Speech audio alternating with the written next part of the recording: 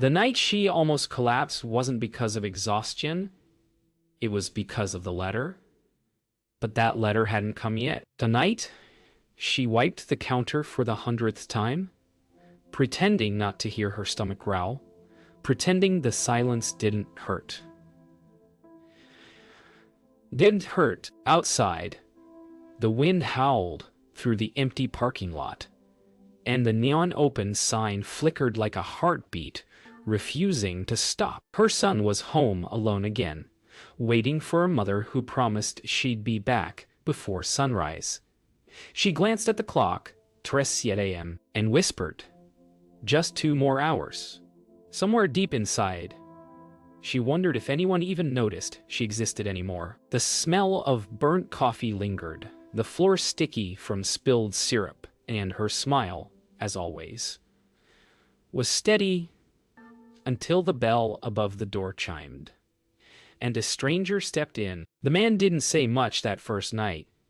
He sat in the corner booth, ordered coffee black, and stared at the window as if he were watching something only he could see. She poured his cup, their fingers brushing briefly, and something in that touch felt different. Not romantic, not familiar, but heavy, like 2 ghosts colliding in the same dream. When she turned away, she noticed he hadn't looked at her once, only at the reflection in the window, and somehow she knew he wasn't really there for the coffee. Hours passed. She wiped tables, refilled salt shakers, and hummed songs she barely remembered. Every few minutes, she glanced at the stranger, still staring at nothing. When he finally spoke, his voice cracked like it hadn't been used in years. "You work every night?" She nodded. He smiled faintly, then slid a folded napkin across the counter. "You remind me of someone I used to know." Before she could respond, he left a $20 bill under his mug and walked out into the storm. When she turned the napkin over, her heart skipped. Written in new handwriting were just 6 words. "You don't have to do this." She stood frozen, the storm outside raging harder, her reflection trembling in the glass. Maybe it was a joke, maybe pity. Or maybe someone had finally seen her. Not the waitress, not the tired mother, but her. She looked outside, but he was gone, vanished into the rain like a ghost with unfinished business. At dawn, she trudged home, the letter folded inside her pocket, her shoes soaked through. She opened the door to find Liam DS asleep on the couch, clutching his drawing. She knelt beside him, brushing hair from his face. For the first time in years, tears came without warning. Quiet, heavy, unstoppable. She whispered to herself, "Who would care enough to write that?" The question followed her into the sunrise, the world outside just beginning to glow. The sun had barely risen when she unfolded the napkin again, her trembling fingers tracing each letter as if they might change under her touch. The diner was quiet now, the world outside half awake. She couldn't shake the feeling that the words weren't just kindness. They were meant for her. She stared at them until they blurred, her chest tightening with a fear she couldn't name. Then she noticed something she'd missed before. Beneath the handwriting, faint pencil marks, like someone had pressed too hard while writing another note on top of it. She held the napkin to the light, and there, barely visible, was an address. Her mind raced all morning. She clocked out of her shift and walked home through the drizzle, her shoes slapping puddles, the napkin clutched in her hand. The address led to a part of town she had visited in years.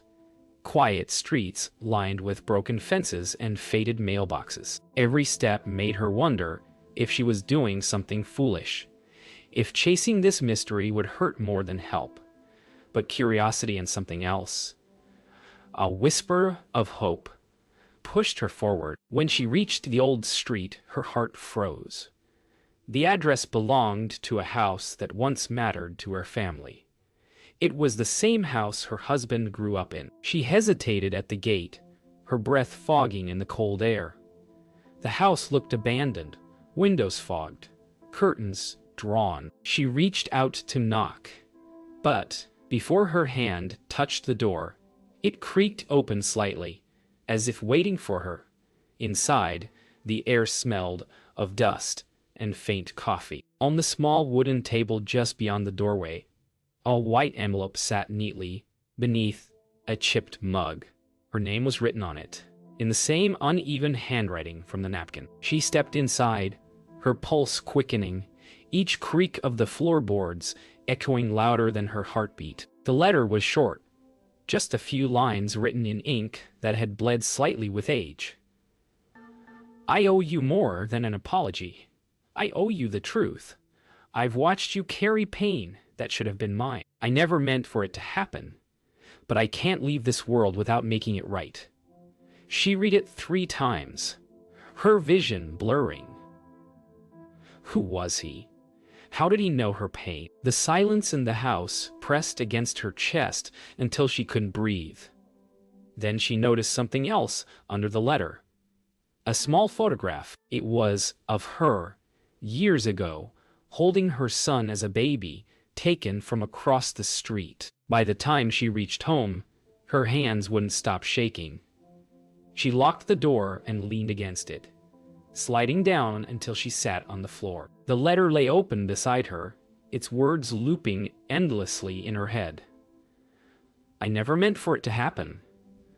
The phrase clung to her chest like a weight. Liam, death, peeked out from his bedroom, sleepy-eyed, asking if she was okay. She smiled weakly, hiding the letter behind her back. I'm fine, she whispered, though her voice cracked. But deep down, she knew. Someone out there carried the missing piece of her story, and they were finally ready to bring it back. The stranger came back the next night, same booth, same silence. Elena, 34, told herself it was coincidence, but her pulse betrayed her. He ordered coffee again, black as before, his voice soft but deliberate. She wanted to ask about the letter, about the address, but something in his eyes warned her not to. It wasn't fear, it was guilt. The kind that seeps through the skin and stays for years. She noticed the way his hands trembled when he lifted his cup, the scars running faintly across his knuckles. Every time he looked out the window, she wondered what memory he saw reflected there. The air between them carried unspoken weight, as if both knew this wasn't just a customer and waitress kind of night. For 3 nights he returned, always the same time, just after midnight. Sometimes he spoke a word or two, sometimes not at all. Yet, each night, he left behind something small. A folded dollar bill, a napkin, once even a cigar packet with her name scrawled on it. Elena didn't know what to make of it. Was he mocking her, testing her, or trying to say something he couldn't with words? On the 4th night, he lingered at the door before leaving. You remind me of forgiveness, he said quietly, almost to himself. The bell chimed as he stepped out, and for the first time, she realized her hands were shaking. By the 5th night, her curiosity had grown into something sharp. When he entered, she didn't wait for his order. Why do you keep coming here? She asked. He hesitated, his gaze steady but sad. Because this is where it began, he said. The words hit her harder than she expected, though she didn't yet know why. He reached into his coat, pulled out another envelope, and placed it gently on the counter. For you, he whispered. Then, as if afraid to stay another second, he walked out into the storm, leaving her staring at the paper that could unravel everything she thought she'd buried. She waited until her shift ended to open the envelope. The paper inside smelled faintly of smoke and rain. The handwriting was the same. Uneven, pained. I saw you before I knew who you were. The way you worked, the way you smiled through tired eyes. I didn't know the woman I'd wronged had been the one I was watching. The words made her blood run cold. I saw an M0. Her mind raced back to the accident she never talked about. The one that took her husband's life. Suddenly, the man's quiet visits,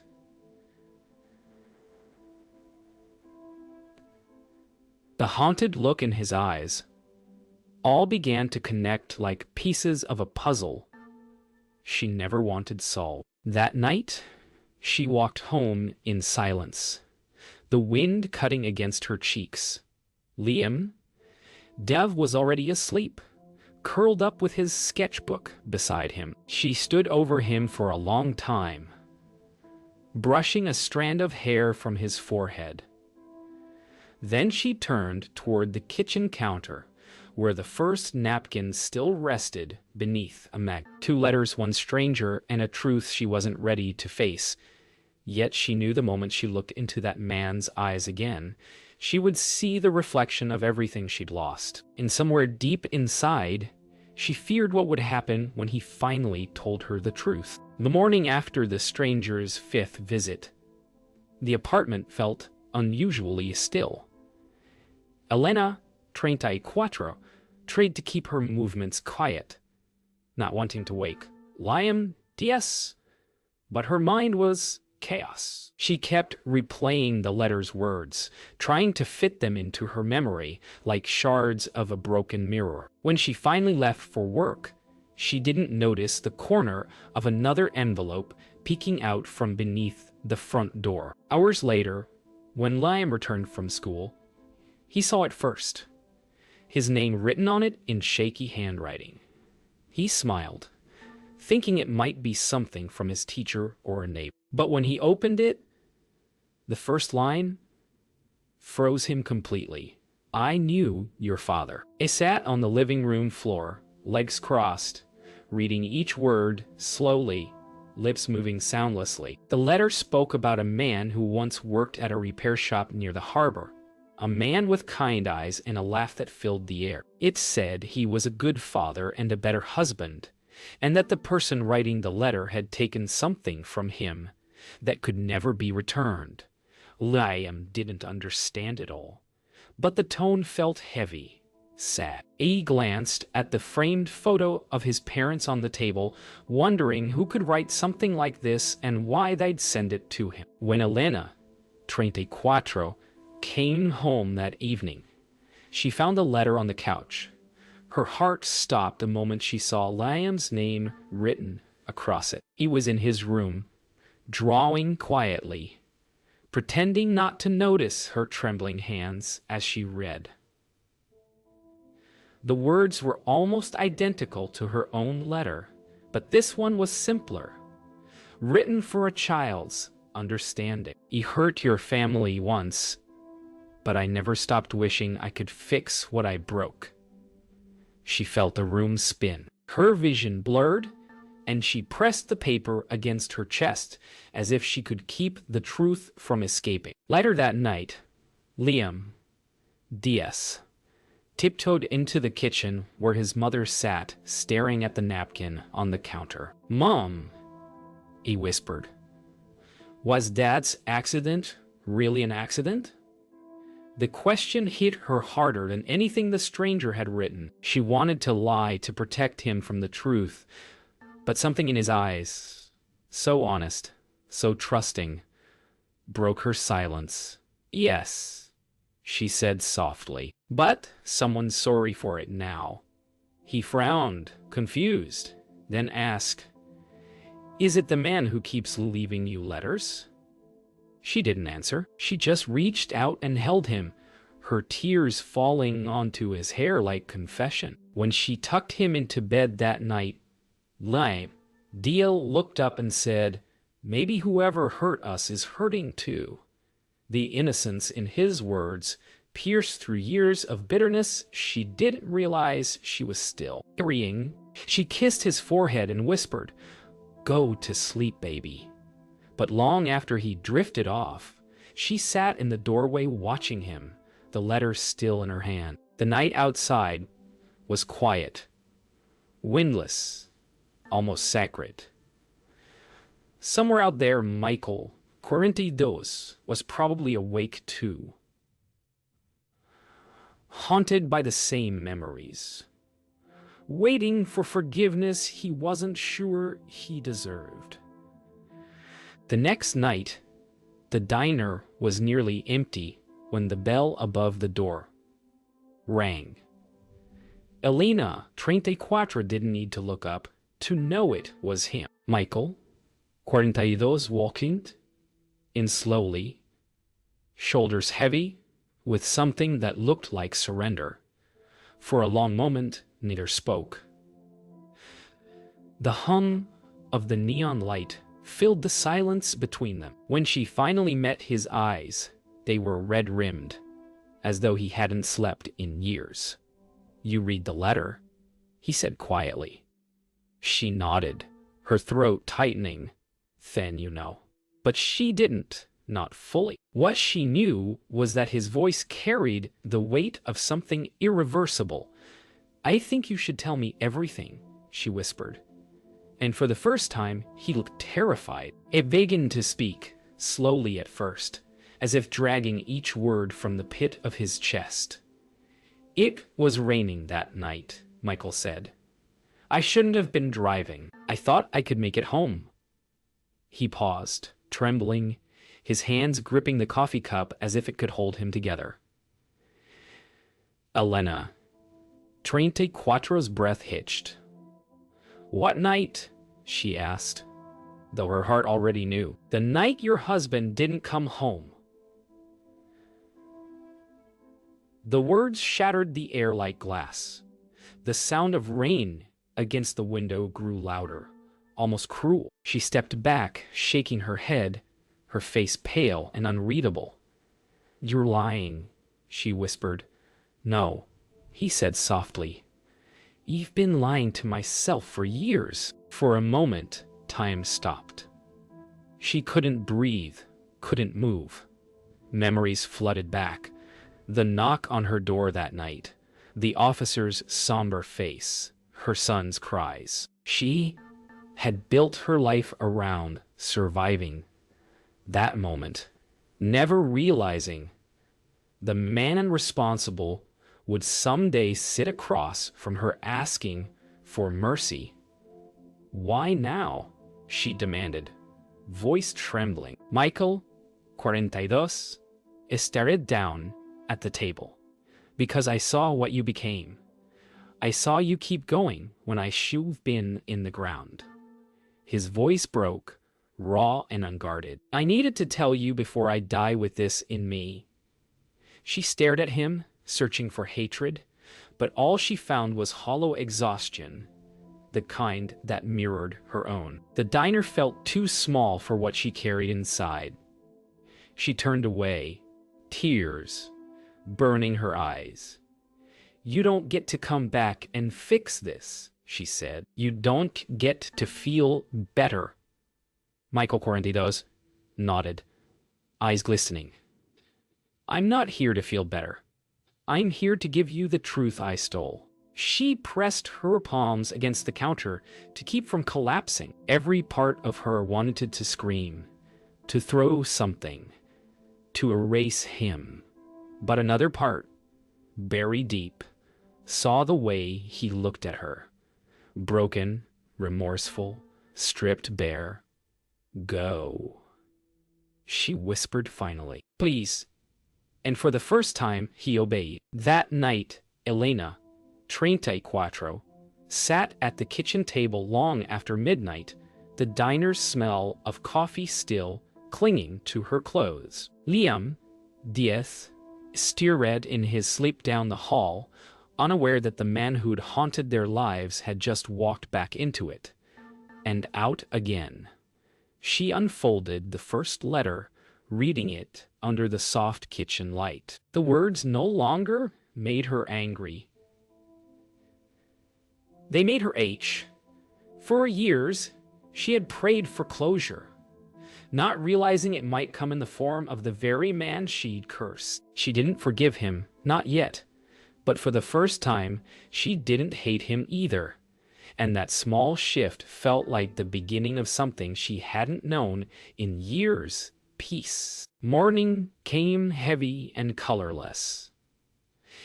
Elena, 34, stood by the window, coffee untouched, eyes tracing the raindrops, lighting down the glass. Her world had shifted, but the diner, the city, even the light outside, remained the same.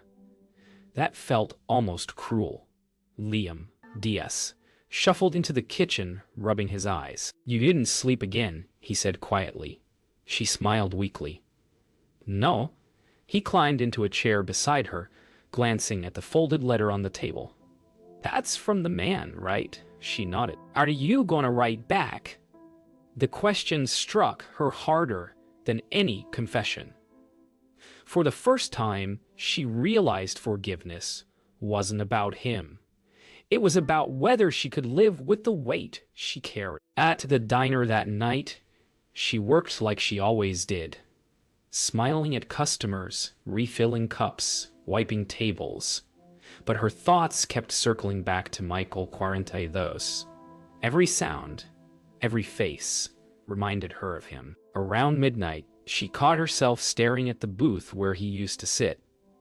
The seat was empty, but somehow it still felt occupied. She whispered to herself, "He took so much, and I still can't stop thinking about him."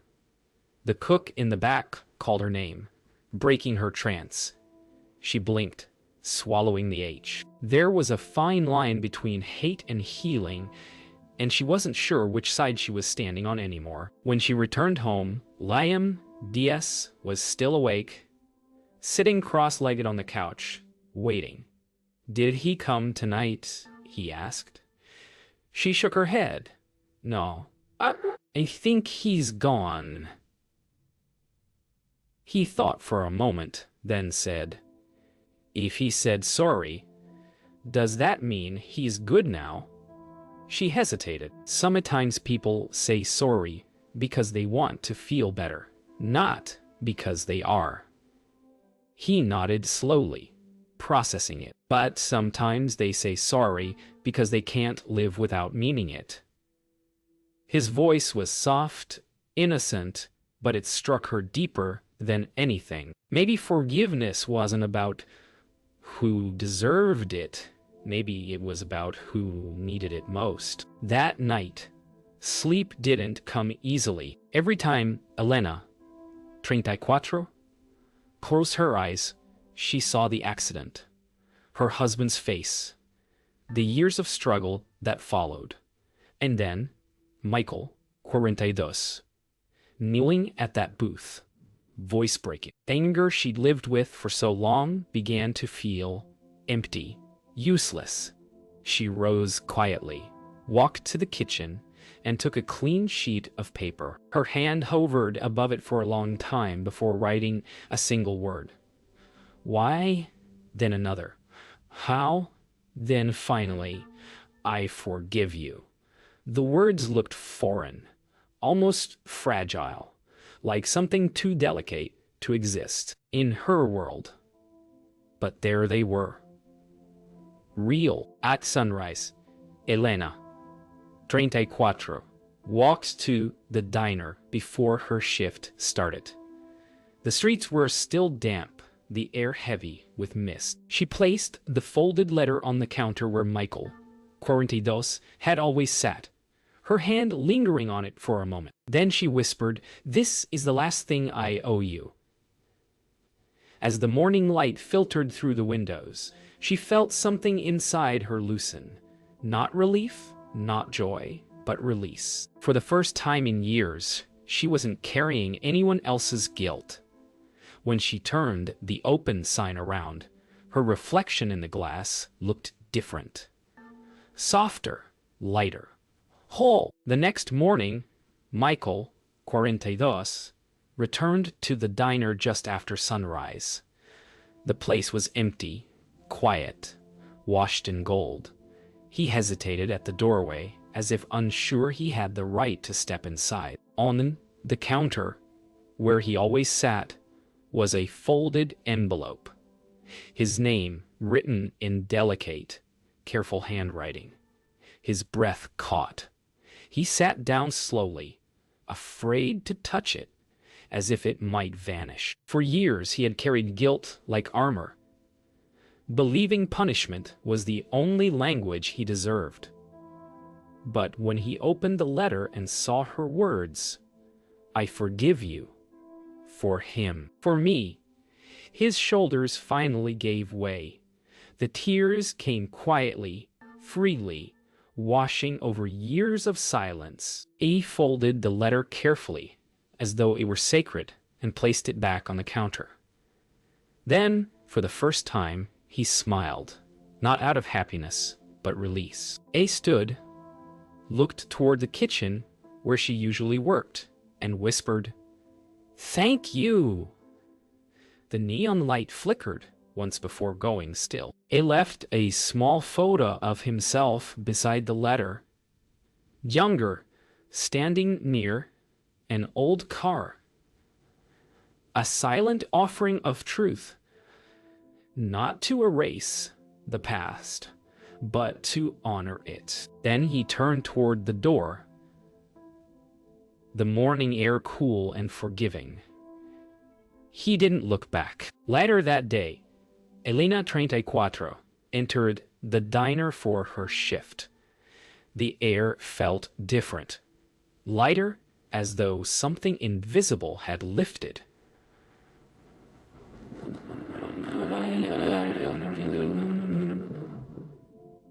On the counter, she found his photo placed neatly beside her letter. She stared at it for a long time, her reflection shimmering in the window behind it. For the first time, she didn't feel anger when she saw his face, only understand. She picked up the picture and whispered, "Goodbye?" The sound was barely audible, but it carried all the weight she'd held for years. Then she smiled, a real, gentle smile, and tucked the photo into her apron pocket, like a reminder of what letting go feels like. That evening, she walked home early, something she hadn't done in years. The streets were quiet, the air filled with the scent of salt from the nearby sea. When she opened the door, Liam DS looked up from his drawings, surprised. "You're home before dark?" he said, grinning. She nodded and smiled back, tears welling in her eyes. "He wanted to watch the sunset with you." They sat together on the small balcony, wrapped in a blanket, the sky bleeding into hues of orange and pink. She rested her head on his shoulder and whispered, "We're okay now."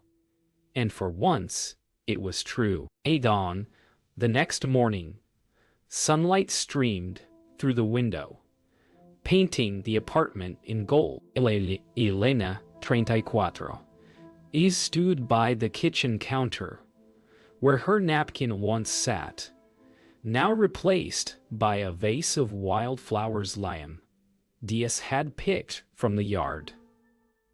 She smiled softly, realizing life had found a way to be beautiful again. Not perfect, not whole, but healed in the quietest corners. The sound of her son's laughter echoed down the hallway, light and free. She looked out the window toward the distant road and whispered, "Thank you. It wasn't a prayer or a farewell. It was peace. The kind that stays."